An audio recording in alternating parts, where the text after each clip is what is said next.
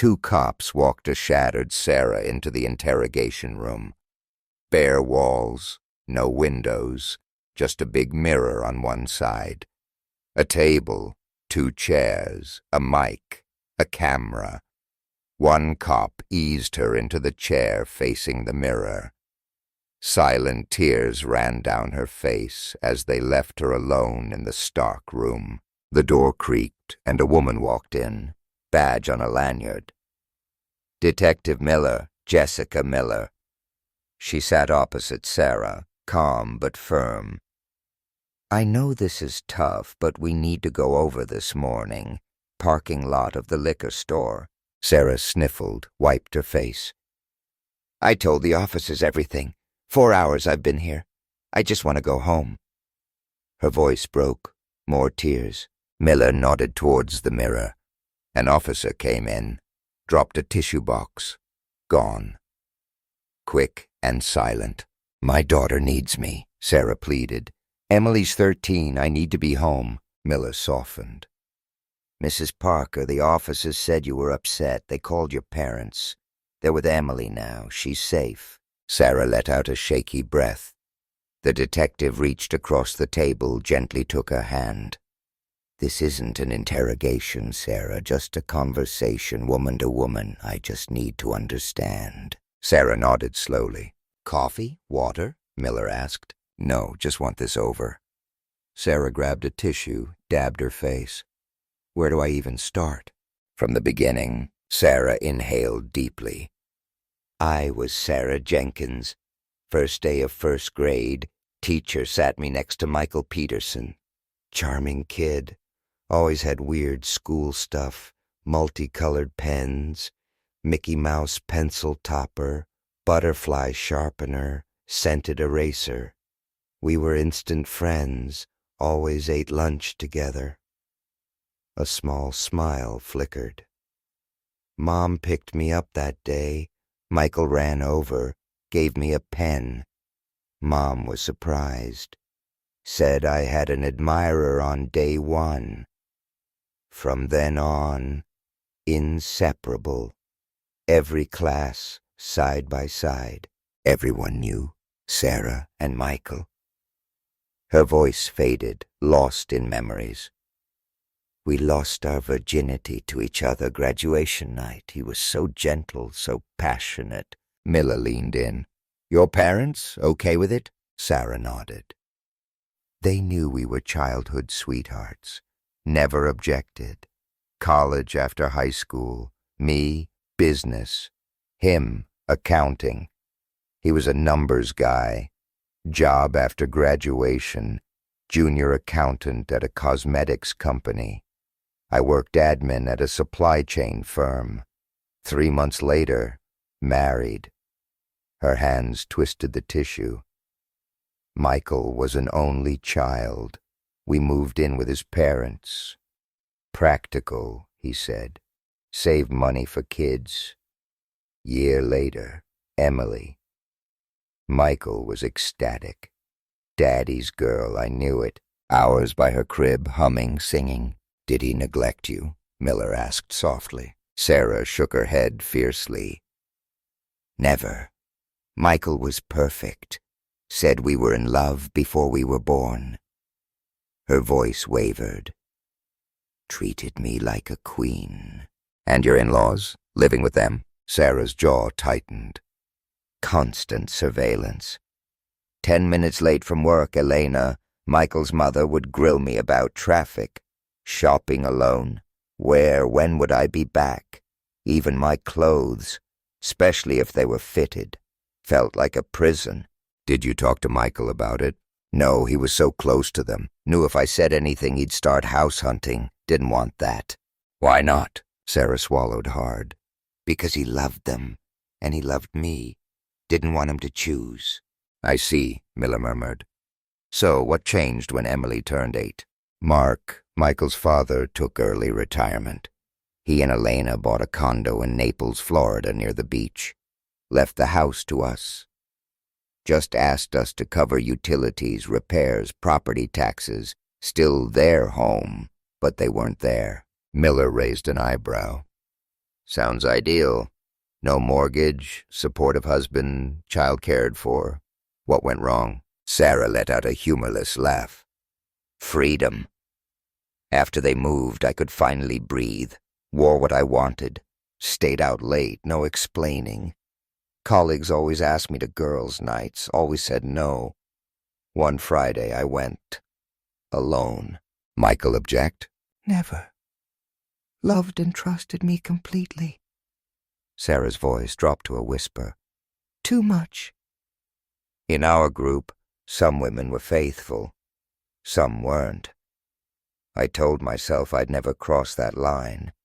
But then one Friday, I met a man. Married man. We talked, drank, danced. He pulled me close. I could feel him. Her cheeks flushed. Exhilarating. We left together. His car. Sex. Miller's face stayed neutral. Why did you cheat? Sarah's lips trembled.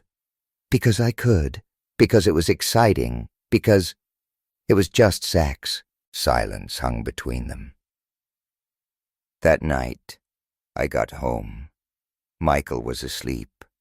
I stood there watching him, and I cried. Promised myself never again. Then I remembered. Already made that promise. At the altar, in church, in front of everyone. And I broke it. Did you stop for a while? Avoided girls' nights, ignored invitations. But temptation, it's persistent. 6 months later, her voice faded. Detective Miller leaned back, fingers laced. And that brings us closer to this morning, doesn't it? Sarah's tear-filled eyes met hers, haunted, broken. Yes, it does. Lunchtime. She came and sat beside me. Mid-50s, already a grandmother.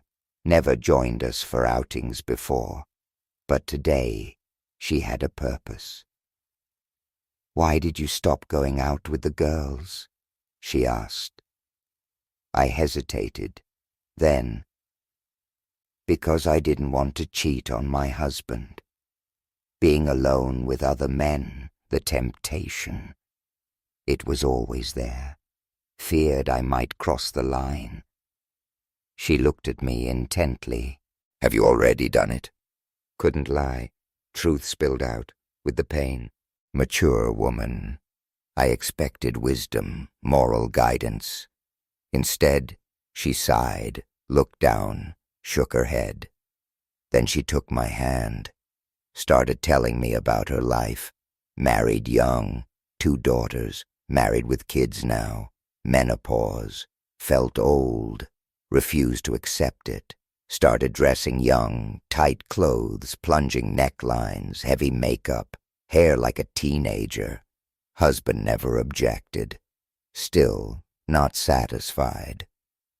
One Saturday, shopping, coffee shop. Young guy, no older than 20, sat next to her. Finished her coffee, he asked, bold as anything. "Want to have some fun?" Taken aback at first. Then she smiled. Asked if he knew a discreet place. That was the start. Rode in her car, underground parking garage, no cameras. Back seat twice. Regular meetings. 6 months later, he brought a friend. Then another. All lovers, early 20s. "And your husband?" Miller asked. "Never noticed," Sarah said with a bitter smirk. "I'm careful." "Any regrets?" I asked. She sighed. "Yes. But I love my husband. With the young guys, just sex. Ease my guilt. Never true intimacy. Only my husband gets that. And as long as he doesn't know, it doesn't hurt him." "My God," Miller said softly. "You didn't let yourself be influenced by her, did you?" Sarah didn't answer right away. Exhaled slowly. "Unfortunately, yes. Girls' night started again. But this time I went alone. Michael thought I was with colleagues. And I decided only married men. They were already cheating on their wives. Keep things discreet. You have no idea how many are out there, looking for an escape." "Escape," Miller scoffed. "So you are doing them a favor." Sarah ignored the sarcasm. "Always ended it after 7, 8 months. Longer, too risky. Break for 2, 3 months. Then another." "Where did you meet them?" She shrugged. "Everywhere. Bars, even supermarkets. Motels, my car, extended lunch breaks, after work. Saturdays, shopping, leave Michael home with Emily, meet a lover." "And you managed this double life without guilt?" "Got used to it. But I never denied Michael anything. He had me whenever he wanted. In my mind, he was the only one who truly had me. Lovers, just physical. Protection, always. Even though I was on birth control. Didn't want diseases home. Life was good. Until Alistair Carter. Biggest mistake of my life." Miller shook her head. "Tell me how it started." "Saturday, supermarket. Bending down for juice. Someone bumped into me. Shocked, I turned. Alistair apologized. Tripped, he said. No one else around to confirm if it was an accident. Walked away, smile. But he lingered. Later, about to get in my car, he appeared again, apologizing again. Coffee? I showed him my ring. Married. He just nodded, handed me a paper, name, number. "Call me any time you need a friend," he said. "You didn't throw it away, did you?" Miller asked. Sarah looked away. "No. Whole week thought about him. Friday I caved, called him. He was expecting it. Next day, his place." "You broke your own rule." "Yes. Never a lover's home before. But the idea, being in a man's own bed, excited me. Told myself one-time thing." She paused. "Wasn't." She went on. "Relationship progressed. Alistair, possessive. Demanding more time. Beyond scheduled meetings. One girl's night, he begged her to stay over. 'I want to wake up with you in my arms,' he pleaded." "Did you?" Miller asked. "How could I?" Sarah scoffed. Then he suggested something insane. Powder. Slip it in Michael's drink. He'd sleep like a log. Alistair could sneak into my bed, right next to my husband. Miller's eyes widened. "Are you serious?" Told him he was insane. Knew then. Had to end it. Started pulling away, refusing lunch, delaying meetings. Next time we met, he was furious. Rough. Hurt me. Afterward told me to cut Michael off from sex. Michael was my husband. I belonged to him. Stopped seeing Alistair for a month. Kept calling, flowers. Eventually agreed to meet one last time. End things for good. Last Saturday." Sarah took a deep breath. "We were having sex. He tried to push a boundary. Wasn't willing to cross. Resisted. He grabbed my arm, forced me onto the bed, kicked him hard, doubled over, grabbed my phone, said I'd call the cops if he touched me again. He stayed curled up, groaning, threw on my dress, left." "Did he contact you after that?" "Not until this morning." "Morning?" "Called 10 times, blocked his number, then home phone." Miller frowned. "How did he get that?" Sarah swallowed hard. "Don't know. Maybe from my phone? Without me noticing?" Her voice faltered. "Michael was out at the liquor store. I was alone. For the first time, true fear. Emily answered the phone. Alistair gave his full name. Colleague from work. Important file. Emily said I was busy, would call back later. She told me the message. Asked Emily to clean her room. Loud music always. Went to the basement. Called him from my cell." Sarah stopped, looked at the floor. "What did he say?" Miller asked after a pause. "Told me to come to his house, immediately, or else he'd tell Michael about the affair. Without hesitation, I said I was going to tell Michael myself. Said Michael loved me so much he'd forgive me. Therapy. Never look at another man again. Michael, only one for me. Until death do us part." Sarah sobbed, wiping tears. Then he said something that terrified me. "What was that?" Miller frowned. "Said Michael was a wine-loving man with good taste." I froze, speechless. Then he continued. Said if he couldn't have me, nobody would. Before I could react, 2 gunshots, people screaming, panicked, yelled, "What's happening?" No response. Then a car door slam. He repeated the same chilling words. If he couldn't have me, nobody could. Single gunshot. Panicked, rushed to my car. Liquor store. Speeding. Police already there. Yellow tape. Then I saw him, Michael, lying dead in the parking lot. 2 bullets. Chest. Sarah broke down, uncontrollable sobs. Alistair Carter was found dead in his car near the crime scene. Gunshot wound to the back of his head. Suicide. Mouth. Miller reached out, took Sarah's hand again. "You have a daughter to take care of, Sarah." Sarah turned toward the mirror, nodded. "My parents are waiting in the front office. Come on, I'll walk you." Walking down the hall, Miller stopped suddenly. "According to you, Michael was a good husband, father. Loved his family. Cooked, chores, yard, total freedom. Perfect husband. Any woman's dream. Yet you still cheated on him."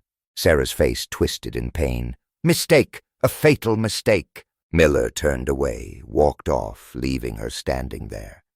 Sarah ran to her parents, collapsed in their arms, sobbing. "Did you leave Emily alone?" Sarah asked between cries. "John and Susan arrived an hour earlier," her mother answered. "Emily called them. Next available flight."